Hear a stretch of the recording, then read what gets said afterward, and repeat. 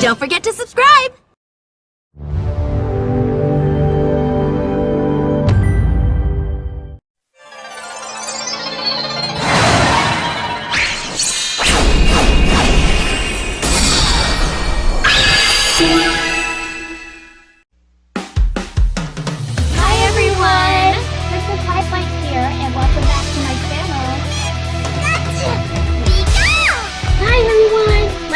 Kimberly. Hey everyone, this is Erika to Phoenix. So let's get the show on the road. I'll reintroduce myself. I am Xiaomei. I am the narrator of the story you're hearing. But you already have known that by now. Last month we all spoke about Sailor Moon Cosmos and everything you need to know about the movie. But for now, we're going to discuss how Sailor Iron Mouse, Aluminum, Siren, and Light Crow will be the MOTW of the Stars saga and how the villains will be portrayed in this movie from Act 50 through 60. Before we begin, we ask that things you hear cannot be independently verified. This information is to be treated as rumor, gossip, or wishful thinking. Much of what you hear has to be taken with a grain of salt. With the mandatory halt out of the way, let's dive into what we have learned. Sailor Iron Mouse briefly appears towards the end of Act 50. She stands in the back of the auditorium where the three lights are performing. Overwhelmed with joy that there are 10 Sailor Crystals in one place, she attacks the crowd. And after the Sailor's Guardians transform, Sailor Iron Mouse uses Galactica Crunch, but the attack is shattered by space turbulence and submarine violin tide. In return, she absorbs the two attacks with her bracelet. Suddenly, Sailor Iron Mouse is abruptly destroyed by three mysterious figures with star-sensitive inferno, and her bracelets shatter, causing her to die instantly. Sailor Aluminum Siren appears in the manga only in Act 51 Stars 2. She is first shown in the audience at a Three Lights concert. Unlike Sailor Iron Mouse, who observed the entire crowd, Aluminum Siren seems to focus on Seiya's performance. The next day, she appears on the rooftop of Juban Municipal High School, drawn there by Seiya singing, and attacks immediately. She successfully deflects Sailor Uranus's attack and extracts Sailor Mercury and Sailor Jupiter's Sailor Crystals before being destroyed by the Sailor Starlights. Sailor Light Crow first appeared in the manga, in which she attacked and severely injuring Ray's grandfather. She then called out to Phobos and Deimos, who it turned out had trained alongside her on the planet Coronis when they were younger. The people of Coronis would turn from crow to human form and back with relative ease. However, Phobos, Deimos, and Light Crow were the only three left from that planet, as Light Crow had helped Sailor Galaxia to murder Sailor Coronis and destroy the planet. Phobos and Deimos are shocked at her revelation and her newfound power and try to evade her attacks, but they're killed. After quickly dispatching her former allies and taking their star seeds, she then turned her attention to Sailor Mars and Sailor Venus and attacked them, grabbing Sailor Mars and threatening Sailor Venus. But before she could properly dispose of them, Eternal Sailor Moon appeared and killed Sailor Light Crow with Starlight Honeymoon Therapy Kiss. Nyanko Suzu arrives at Juban High, claiming to be an exchange student from Libya. She immediately hung around Usagi to the point of stalking her, trying to learn everything about her. Fortunately for Usagi, everyone was fooled by the new student. The Sailor Starlights, Luna, and Artemis sensed she was an alien. It was revealed when Sailor Tin Nyanko fought with Luna and Artemis. It turned out that Tin Nyanko, Luna, and Artemis were all from the same planet, Mao. The fact that it was later reaffirmed in the same act by Ko Yatan. After Luna and Artemis accused Tin Nyanko of the murder of Sailor Mao, Tin Nyanko responded with her accusations of treason, saying that Luna and Artemis abandoned the Mao home world to help Sailor Moon, and Sailor Mao died because of traitors like them. After reaffirming her vow to become a real Sailor Senshi, Tin Nyanko redoubled her attack and hit Diana, who came back to the past to try to stop the fighting. Diana's moon sign was erased and she was turned into a normal cat, unable to speak. The same ultimately happened to Luna and Artemis, despite Sailor Moon's attempt to save them. Before Tin Nyanko could attack Sailor Moon, however, Sailor Starfighter attacked Tin Nyanko and was forced to retreat. When she goes to beg for forgiveness, she is killed by Galaxia. We'll get to their personalities when we review the movie when it comes out, and Gabe and the others will watch it. Now, let's move Move on to Sailor Phi, Chi, Sailor Ruff, Sailor Limousine, and Sailor Heavy Metal Butterfly! The villains of the manga! Sailor Phi is Sailor Galaxia's highest-ranking follower in the Shadow Galactica, and Sailor Phi is the commander of the Sailor Animamates, and along with Sailor Chi, cultivates of garden crystals at the Star Guardian of Galactica Palace. Like Chi, her origins are unknown. She's first seen in Galactica Palace, apologizing to Galaxia for the failures of Sailor Iron Mouse and Sailor Aluminum Siren. Galaxia congratulates her for collecting the Mercury Crystal and Jupiter Crystal, and, despite Galaxia thinking the Sailor Animamates are useless against the Guardians of the Solar System and Sailor Starlights, she vows to send them to collect the remaining Sailor Crystals for Galaxia's amusement. Though Sailor Phi was responsible for the Sailor Animamates, they were created through Galaxia's power. She also introduces Sailor Tin Nyanko to Galaxia after she was retreated from Earth and watches Nyanko's execution soon afterward.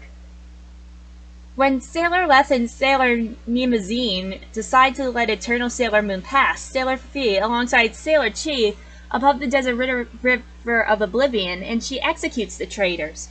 She then attacks everyone else.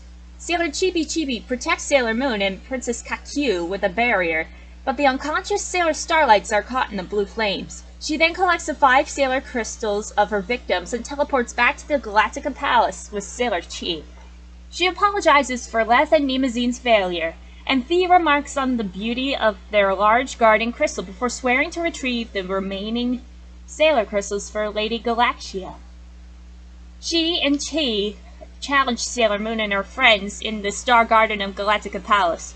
She refers to the newly excited Eternal Sailor Chibi Moon and the Sailor Quartet as Sailor Crystals and is excited to collect them. She's angered by Sailor Kakyu smashing her garden crystals and attacks with Galactica Plant's Blizzard. But Sailor Phi was killed by Eternal Sailor Moon's Starlight Honeymoon Therapy Kiss. Immediately after, Sailor Chi kills Sailor Kakyu. And speaking of Sailor Chi, she's a loyal member of Sailor Galaxia's Shadow Galactica Empire. She appears alongside Sailor Phi, whom she cultivates garden crystals with at the Star Garden of Galactica Palace. Like Phi, her origins remain unknown. When Sailor Leth and Sailor Limousine decide to let Sailor Eternal Moon pass, Sailor Chi appears alongside Sailor Phi above the Desert River of Oblivion. She watches as Phi execute the traitors and kills the unconscious Sailor Starlights and collects the 5 Sailor Crystals of her victims and teleports back to the Galactica Palace with Sailor Phi. Phi apologizes to Sailor Galaxia for the both of them for Leth and Limousine's failure, and Phi remarks on the beauty of their large garden crystal before swearing to retrieve the remaining Sailor Crystals for Lady Galaxia. Chi agrees with Phi and they both leave. And she and Phi challenge Sailor Moon and her friends in the Star Garden of Galactica Palace. As Eternal Sailor Moon finishes Sailor Phi, Sailor Chi immediately stabs Sailor Kakyu through the back with her staff. She is attacked by the Sailor Quartet as Sailor Moon speaks to the dying princess. When Kakyu dies, Chi demands Usagi to give up her silver crystal and end their meaningless war so Shadow Galactica can rule the universe when Usagi rejects and finishes Chi with an unnamed attack. Sailor Leth and her sister Sailor Limousine are the Sailor Senshi of the binary sisters Leth and Limousine, unlike the Sailor Animamates who are not the true Senshi.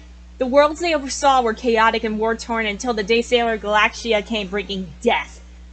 With no other options to protect her sister, Sailor Leth swore to serve Galaxia as part of her Shadow Galactica Empire, where she watches over the Desert River of Oblivion at Sagittarius Zero Star, hoping for the day when they would have peace.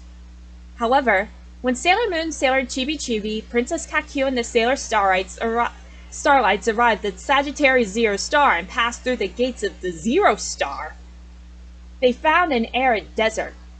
A cloaked Leth appears before them on a boat and offers to ferry newcomers across, but it was a trap.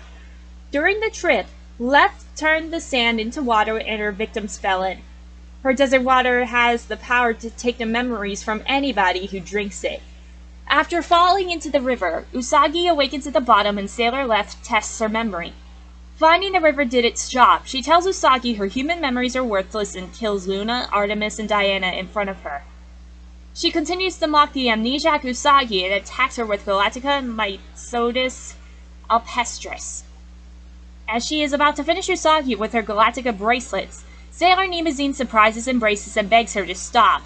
She doesn't want to see her sister hurt them anymore, and she helps Kaki recover her memory as Sailor Moon and Sailor Chibi recover theirs on their own. She wants Leth to let them pass and face Galaxia. However, Sailor Leth argues with her sister and wants to fulfill her obligation to Galaxia to obtain peace they seek. And she sees Usagi's silver crystal as a source of war and sees peace whether she or Galaxia wins, and only wants the battle to end. To end this, Usagi offers her life that it will end the war. Nemazine tells Usagi to pass, and Leth reluctantly agrees, saying her death at the moment won't end the fight. So immediately afterwards, Sailor Phi and Sailor Chi appear on the desert river, calling the twins useless, and attack the sisters who embrace as they disintegrate. Chi and Phi take the Sailor crystals of their dead sisters and those of Sailor Starfighter, Sailor Starmaker, and Sailor Starhealer, who were still incapacitated from Leth's river. Sailor Nemazine and her sister Sailor Leth are the Sailor Senshi of the binary stars Nemazine and Leth, unlike the Sailor Animates who are not the true Senshi.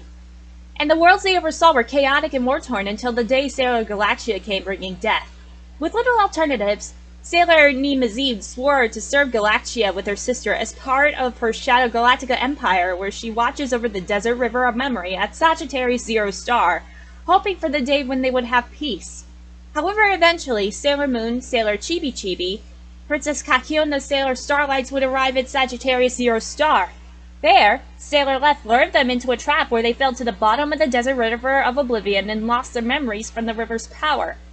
Their orders under Shadow Galactica were to kill the intruders, and Leth took it upon to herself to carry out the task and let Nemazine remain involved. Sailor Nemazine watched from the riverbank. She watched as her twin killed Luna, Artemis, and Diana and attacked Usagi. And as Leth is about to finish Usagi with her Galactica bracelets, Sailor Nemazine surprises, embraces, and begs her to please stop. She doesn't want to see her sister hurt anybody anymore. And she lifts them all out of the river onto the bank and helps Kaki recover her memory using the water from her Desert River of Memory. Sailor Moon and Sailor Chibi recover theirs on their own, and she wants Leth to let them pass to face Galaxia. However, Sailor Leth does not relent right away, and she tells her sister to look away, and as she does the deed, but Leth pauses every time Sailor Nemazine scolds her. Sailor Leth argues that they should fulfill their obligation to Galaxia and obtain the peace they seek. Sailor Leth sees Usagi's silver crystal as a source of war, and sees the peace whether she or Galaxia wins, and only wants the battle to end. And to this, Usagi offers her life that it will end the war. Nemazine tells Usagi to pass, and Leth reluctantly agrees, saying her death at the moment won't end the fight. Immediately afterwards, Sailor Phi and Sailor Chi appear on the desert river, calling the twins useless, and they attack the sisters, who embrace as they die instantly. Chi and Phi take the Sailor crystals of the dead sisters and those of the Sailor Stars, and they were still incapacitated from Leth's river. And finally, we have Sailor Heavy Metal Butterfly, and she appears at the Sailor Guardian's cemetery at the ends of the Memory and Forgetfulness rivers. She intends to kill Sailor Eternal Sailor Moon, Sailor Kakyo, and Sailor Chibi. She traps them with vines, but luckily the Sailor Quartet and Sailor Chibi Moon appeared at the last minute, and break the vines with Pink Lady's freezing kiss. Then the Sailor Quartet attacked her with Amazonas Jungle Arrow, which killed her instantly. And there you have it! We didn't spoil Chaos or Galaxia, but that's the final everything you need to know. So, that's all for now. I'll be returning to my storyteller role now. I hope you have a good day, everyone.